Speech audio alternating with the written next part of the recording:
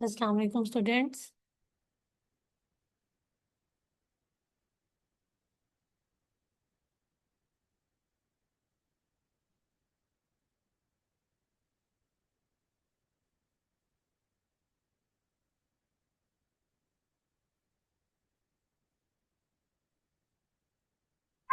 वालेकुम अस्सलाम मैम। आवाज़ आ रही है मेरी क्लियर?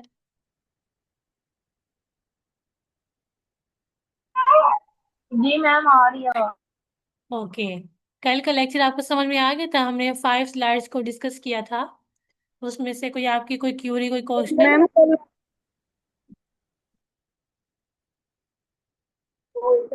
मैम जो कल लास्ट टाइम हुआ है ना लेक्चर रात में जो हो रहा था उसमें आवाज कट जाती थी, सही नहीं था। सही, फिर मैंने रिकॉर्डेड लेक्चर भेजा था, वो आपने नहीं सुना था?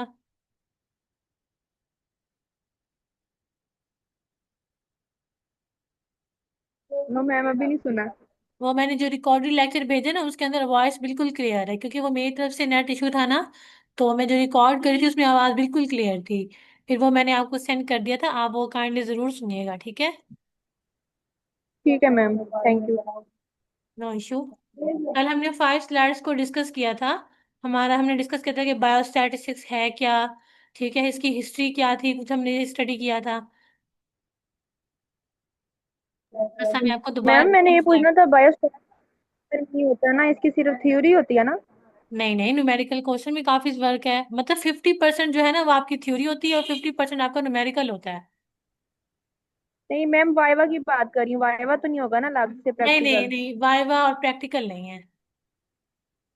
ठीक है मैम। थोड़ा सा पहले बायोस्टैटिस्टिक्स को थोड़ा सा थ्रू आउट कर लेते हैं। What is biostatistics? Biostatistics is a branch of statistics, ठीक है, स्टैटिस्टिक्स की ब्रांच है। That applies statistical methods to biological health and medical research. ठीक है, बायोलॉजी की ये है बायोस्टैटिस्टिक्स, जो है ना स्टैटिस्टिक्स की ब्रांच है। ठीक है, इसके अंदर हम क्या करते हैं, अपने जो स्टैटिस्टिकल मेथड्स होते हैं वो हमारे पास डिफरेंट मेथड्स हो सकते हैं। वो हमारे पास सेंट्रल टेंडेंसी हो सकता है, डिस्पर्शन हो सकता है, हाइपोथेसिस टेस्टिंग, बहुत सारे जो हमारे स्टैटिस्टिकल मेथड्स होते हैं उनको हम अपनी बायोलॉजिकल हेल्थ और मेडिकल रिसर्च के अंदर उसको हम यूज करते हैं। इसलिए हम क्या कहते हैं उसे बायोस्टैटिस्टिक्स। कि अपनी स्टैटिस्टिक्स की हम काफी सारी जो मेथड्स हैं उनको हम यूज कर रहे हैं अपनी बायो के अंदर, इसलिए हम उसे क्या कहते हैं, biostatistics. It plays a important role या crucial role in designing studies, ठीक है, analysing data and interpreting results in various fields. ठीक है, इसका सबसे बड़ा रोल प्ले क्या होता है कि किसी तरह हमने अपनी स्टडीज को किस तरह से डिजाइन करना है, किस तरह से डाटा को एनालिसिस करना है और उसके इंटरप्रिटेशन किस तरह करनी है रिजल्ट्स की। डिफरेंट फील्ड्स के अंदर कोई एक फील्ड नहीं होती, हम बायोलॉजी की डिफरेंट फील्ड्स को यूज कर रहे होते हैं। जैसे कि पब्लिक हेल्थ है, एपिडेमियोलॉजी है और हमारे क्लिनिकल ट्रायल्स हैं। हर किसी से डाटा लेना, फिर उसको स्टडी करना, उसका डिजाइन या स्ट्रक्चर तैयार करना, फिर उसके ऊपर एनालिसिस करना, फिर उसके लास्ट में जब सारा कुछ आपने कर लिया फिर आप उसकी इंटरप्रिटेशन किस तरह से कर सकते हैं कि रिजल्ट्स क्या आ रहे हैं। तो ये सारा काम किसका होता है, बायोस्टैटिस्टिक्स का होता है। ठीक है, लास्ट हमने पढ़ रहे थे हिस्ट्री ऑफ बायोस्टैटिस्टिक्स, कि बायोस्टैटिस्टिक्स की हिस्ट्री क्या है। जो इसमें से एमसीक्यूज पॉइंट ऑफ व्यू से पूछा जा सकता है वो आप देख लें। The term biostatistics was first coin in the 19th century. जो बायोस्टैटिस्टिक्स है इसको जो पहला नाम मिला था वो मिला था 19th सेंचुरी के अंदर। ठीक है, however the use of statistical methods, लेकिन हमारे जो स्टैटिस्टिकल मेथड्स हैं उसको हम बायोलॉजी के अंदर पहले से ही यूज कर रहे थे। तो वो हम कब से यूज कर रहे थे, 17th सेंचुरी से। ठीक है, इसको जो पहले एक नाम मिला था ना कि बायोस्टैटिस्टिक्स का, वो मिला था 19th सेंचुरी के अंदर। लेकिन हम उससे पहले भी इस पे काम कर रहे थे कि अपने स्टैटिस्टिकल मेथड्स को अपनी बायोलॉजी के अंदर या मेडिसिन के अंदर हम पहले से ही यूज कर रहे थे। कब से यूज कर रहे थे, 17th सेंचुरी से यूज कर रहे थे। तो ये हमारे पास कॉन्सेप्ट था बायोस्टैटिस्टिक्स का। उसके आगे हमने उसकी हिस्ट्री को थोड़ा सा चेक किया है। अब आगे चलते हैं इसकी इम्पोर्टेंस की तरफ, कि क्यों ऐसी क्या इम्पोर्टेंस है इसकी जो हम इसको यूज कर रहे हैं। Biostatistics plays a crucial role in, सबसे पहले अगर हम देखें मेडिकल रिसर्च के अंदर अगर बात करें हम, biostatistics is use to design and analysis clinical trials which help to develop new treatments and therapies. ठीक है, मेडिकल रिसर्च के अंदर क्या हेल्प करता है बायोस्टैटिस्टिक्स, कि हम क्या करते हैं, अपना डिजाइन और एनालिसिस बना लेते हैं क्लिनिकल ट्रायल्स का डाटा लेकर, जिससे हमें ये हेल्प मिलती है कि हम क्या क्या डिवेलप कर सकते हैं, न्यू ट्रीटमेंट्स को या न्यू थेरेपीज को हम क्या क्या किस तरह से डिवेलप कर सकते हैं। जाहिर बात है, जब हम डाटा ले रहे हैं, किसी भी क्लिनिकल ट्रायल से डाटा ले रहे हैं उठाकर, हमने चेक किया कि उसमें से क्या क्या हम जो मेडिसिन हैं वो पेशेंट्स को प्रोवाइड की जा रही हैं। ठीक है, हमने वो सारा चेक किया, एनालिसिस किया उसका, जब हमने रिजल्ट्स बनाए हैं तो हमें अंदाजा हुआ है कि पेशेंट अगर इस तरह से रिकवर हो रहा है तो हमें ये जो डेवलपमेंट है थोड़ी सी ज़्यादा करनी चाहिए इस ट्रीटमेंट के अंदर, ताकि पेशेंट फुली रिकवर हो जाए। तो इससे हमें ये हेल्प मिल जाती है, जब डाटा को हम एनालिसिस करते हैं ना, या उसकी इंटरप्रिटेशन बनाते हैं, तो उससे हमें ये काफ़ी हेल्प हो जाती है कि हमें पता चल जाता है कि हमने किस तरह से अपने ट्रीटमेंट्स को, अपने जो हमारी थेरेपीज है, हम उसको किस तरह से नया डेवलपमेंट कर सकते हैं। सेकंड हमारे पास है public health. Biostatistics is use to understand He used to understand the distribution and determinants of disease in populations, which help to develop strategies for disease prevention and control. ठीक है, public health से मुराद ये है कि आप public की health को देखते हुए उसका अगर आप डाटा ले रहे हैं, तो उससे आपको ये हेल्प मिलती है कि आपने किस तरह से जो डिवेलप करना है उनकी न्यू स्ट्रेटजीज को, और डिजीज के प्रिवेंशन और कंट्रोल को किस तरह से आपने डिजीज को कंट्रोल करना है, उससे आपको काफ़ी हेल्प मिल जाती है। तो ये हमारे पास है पब्लिक हेल्थ। थर्ड हमारे पास है हेल्थ केयर डिसीजन मेकिंग। ठीक है, बायोस्टैटिस्टिक्स प्रोवाइड स्टैटिस्टिकल एविडेंस। जो हमारी बायोस्टैटिस्टिक है वो हमें स्टैटिस्टिकल एविडेंस प्रोवाइड करती है, जिससे हमें क्या हेल्प मिलती है, टू सपोर्ट इन्फॉर्म डिसीजंस, ताकि हम अपने डिसीजंस को, इंफॉर्मेशन पर हमारी इंफॉर्मेशन उससे हम अच्छा डिसीजन बना सकें इन हेल्थ केयर पॉलिसी। चाहे अगर वो हेल्थ केयर पॉलिसी की बात की जा रही है, या प्रैक्टिस और रिसर्च, या रिसर्च की बात की जा रही हो, या प्रैक्टिस की बात की जा रही हो, उन तमाम के अंदर हमें सपोर्ट करती है कि हम अच्छा सा अपना डिसीजन बना सकें।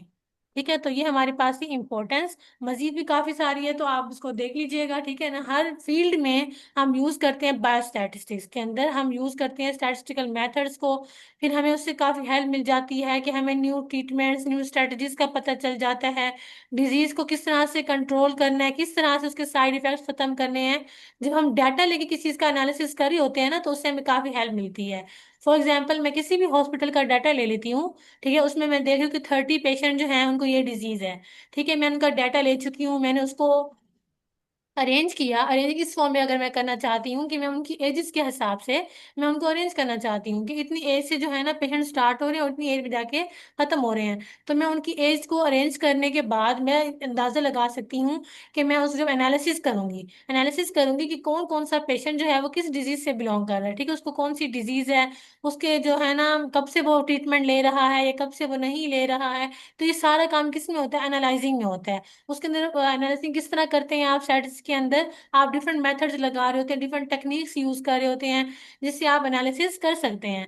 ठीक है, अगर आप अपना माइंड एनालिसिस करें तो आप फोकस कर रहे होते हैं उसकी डिजीज पर, उसकी प्रिवेंशन कंट्रोलिंग पे। आप देख रहे होते हैं कि पेशेंट जो है वो कब से बीमार है, वो क्या ट्रीटमेंट ले रहा है जिसकी वजह से वो थोड़ा सा रिकवर हो रहा है, और फिर इस चीज़ को ज़्यादा वो प्रमोट करते हैं कि अगर पेशेंट इस तरह से रिकवर हो रहा है तो हमने ये डेवलपमेंट या ये ट्रीटमेंट हमने ज़्यादा प्रेफर करनी है, या इस चीज से बात और बिगड़ रही है तो हमने इस चीज पे कंट्रोल करना है। तो एनालिसिस से हमें ये काफी हेल्प मिल जाती है।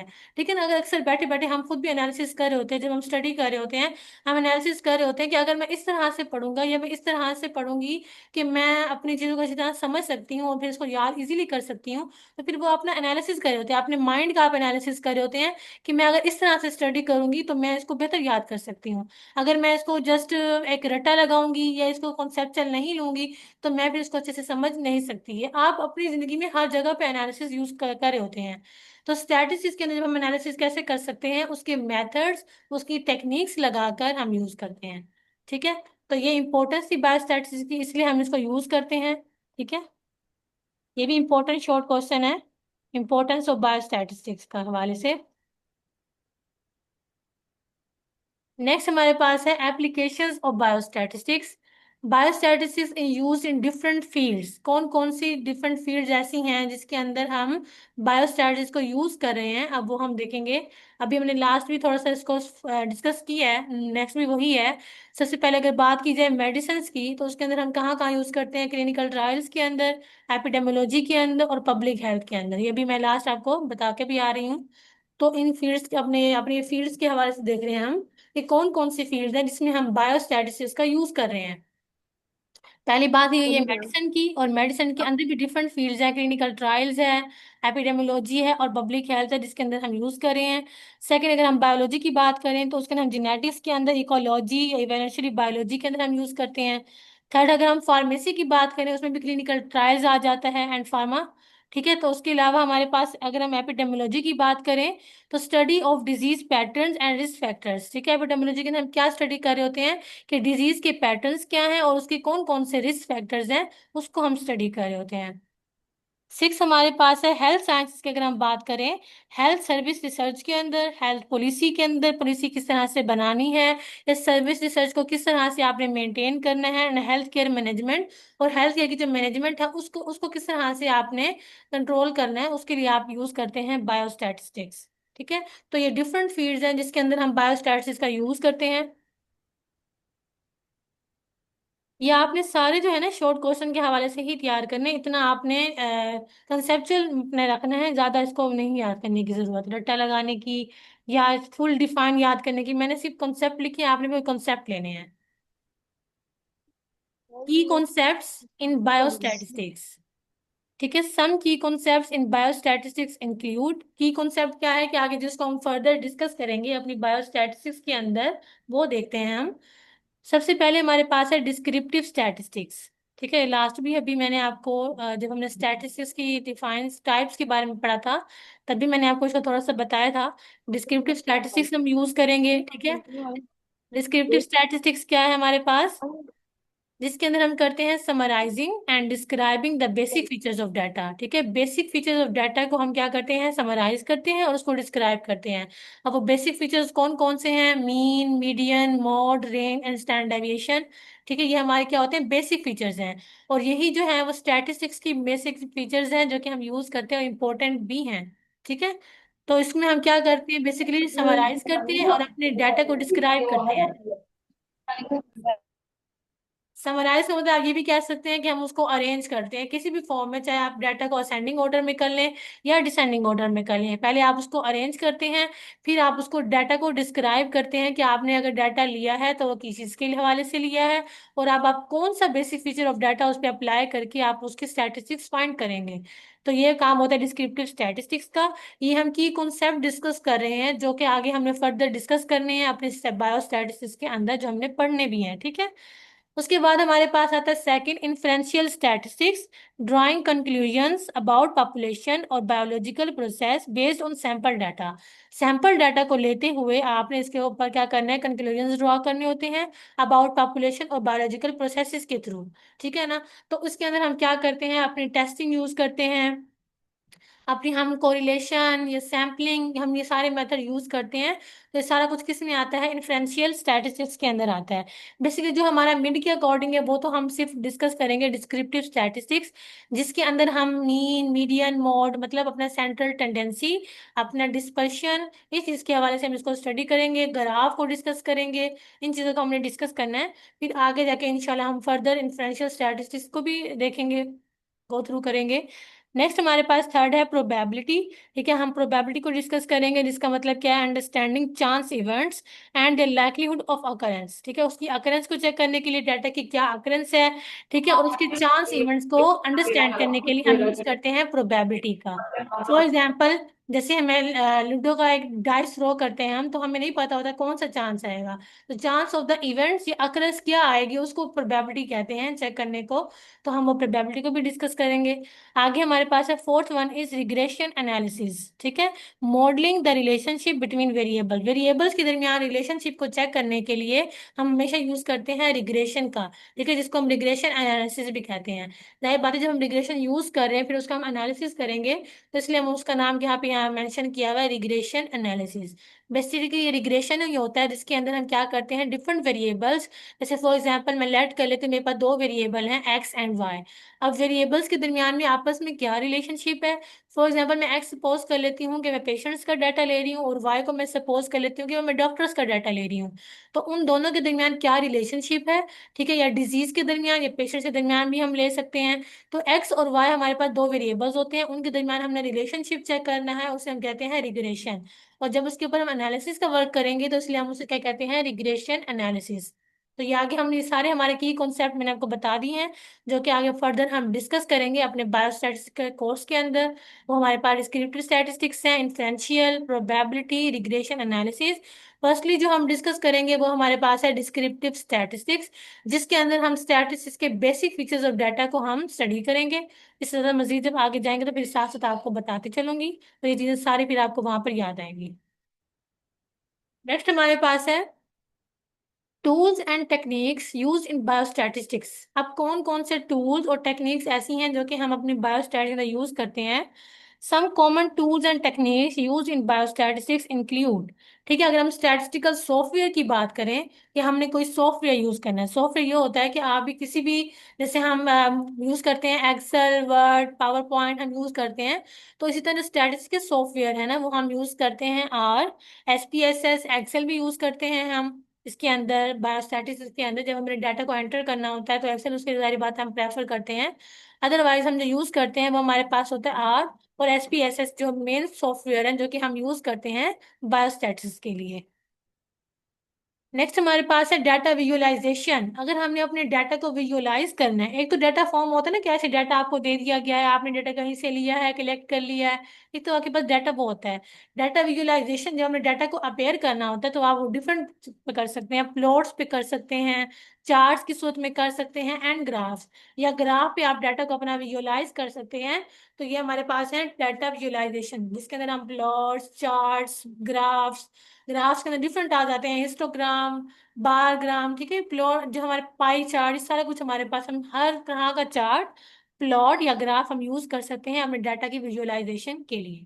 ठीक है, आगे अगर हम मशीन एल्गोरिथम की बात करें तो उसके लिए हम इस पे तो काम नहीं करेंगे इतना, लेकिन इसको मैं बता देती हूँ आपको, सिर्फ मैंने यहाँ पे आपको समझाने के लिए हैं किए हैं कि कौन कौन चीजें हम कर सकते हैं, सिर्फ आपने इसको स्टडी करना है। ठीक है, आगे हमारे पास है मशीन लर्निंग एल्गोरिथम की, अगर हम बात करें तो उसके अंदर रिग्रेशन आ जाती है, क्लासिफिकेशन एंड क्लस्टरिंग। ठीक है, रिग्रेशन के मैंने अभी आपको कॉन्सेप्ट क्लियर किया था कि रिग्रेशन में क्या होता है कि हमने दो वेरिएबल्स के दरमियान रिलेशनशिप को चेक करना होता है, वेरी करना होता है, उसको हम रिग्रेशन कहते हैं। ठीक है, क्लासिफिकेशन क्या होता है कि चीज़ों को एक्सप्लेन किस तरह से आपने करना है, क्लासीफाई आपने ग्रुप्स में किस तरह डिवाइड कर देना है, डाटा को किस तरह से अरेंज करना है, ये हमारा सारा क्या होता है, क्लासिफिकेशन में काम होता है। एंड क्लस्टरिंग, ठीक है, कि एक क्लस्टर क्या होता है कि वन, जब आप किसी एक ग्रुप चीजों को ग्रुप में डिवाइड कर देते हैं, ठीक है ना, तो अगर अगर आप आपके पास वहां पे वन और मोर ग्रुप्स होंगे तो उससे हम कहते हैं क्लस्टरिंग। ठीक है, फॉर एग्जाम्पल मैंने कोई डाटा लिया, ठीक है, स्टूडेंट्स का, मैंने उसको डिफरेंट ग्रुप में डिवाइड कर दिया कि ये स्टूडेंट जो हैं वो मैथ के हैं, ये बायोस्टैट्स के हैं, ये इंग्लिश के हैं, ये उर्दू के हैं, मैंने डिवाइड कर दिया डिफरेंट ग्रुप्स के अंदर। ठीक है ना, तो वो डिफरेंट ग्रुप जो है, मैथ का ग्रुप है, बायोस्टैट्स का ग्रुप है, उर्दू का ग्रुप है, इंग्लिश का ग्रुप है, तो ये सारे ग्रुप जो मिलके काम करें ना, जिसे हम कहते हैं क्लस्टरिंग। ठीक है, वन और मोर क्लस्टर्स इज कॉल्ड क्लस्टरिंग। जो हमारे पास हम स्टूडेंट्स को ग्रुप में डिवाइड करें उसको हम स्टैटिस्टिक्स में क्लस्टर भी कहते हैं। और जब हमारे वन और मोर ग्रुप्स हमारे पास इंक्लूड हो जाएंगे तो हम उसे क्या कहते हैं, क्लस्टरिंग कहते हैं।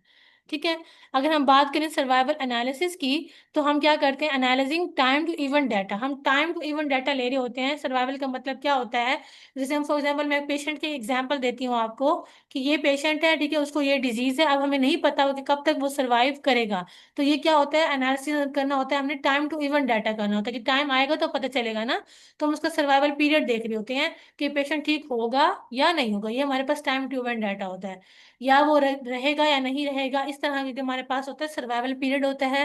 जब हम इसको एनालिसिस करते हैं तो उसे हम क्या कहते हैं, सर्वाइवल एनालिसिस।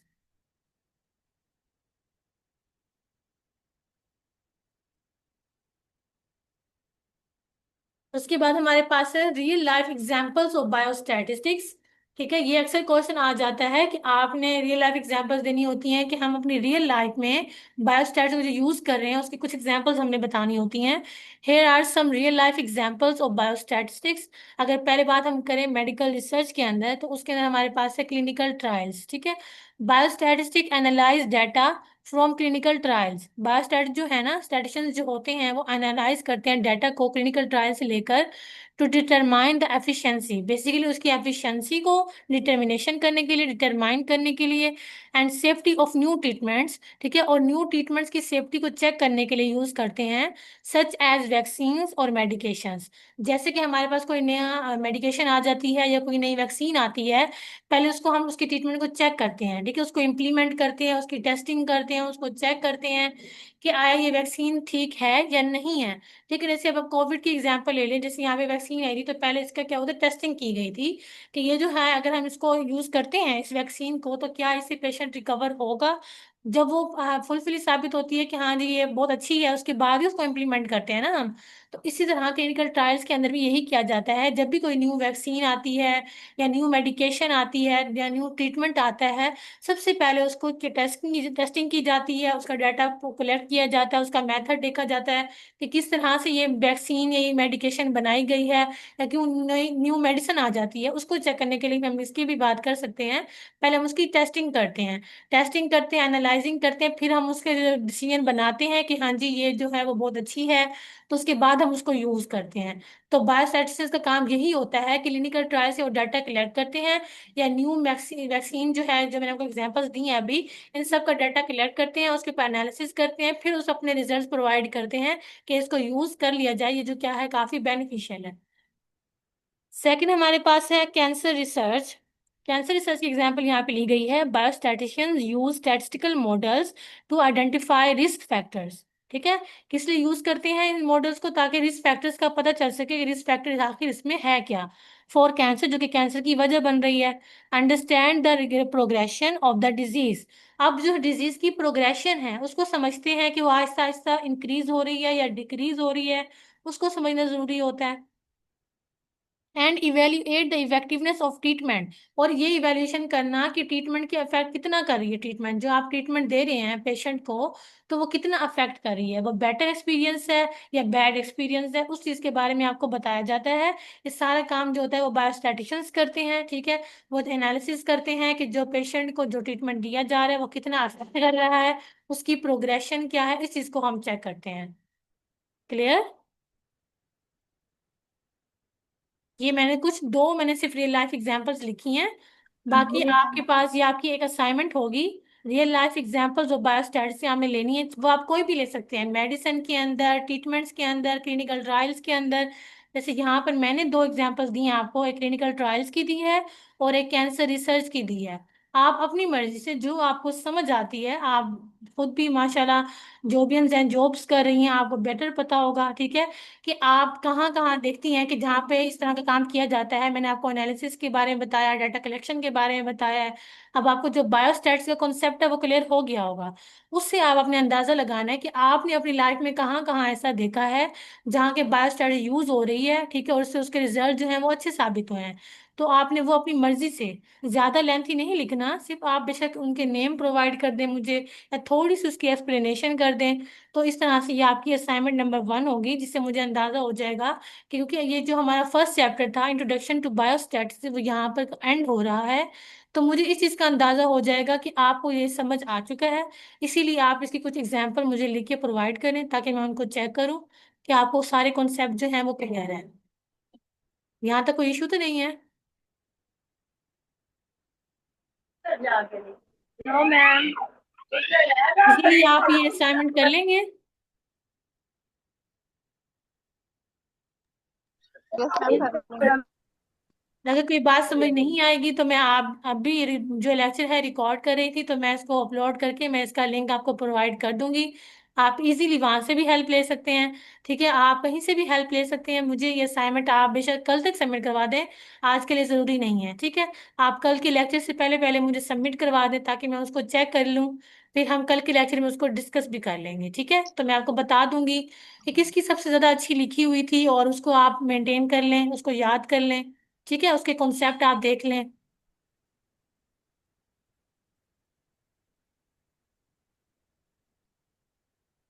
बाकी आपका आज का लेक्चर जो कल का लेक्चर था उसमें यूनिट नंबर 1 जो है आपका इंट्रोडक्शन टू बायोस्टैटिस्टिक्स वो क्लियर हो चुका है।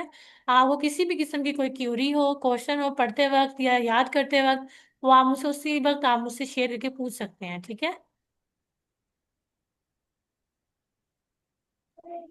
जी मैम, थैंक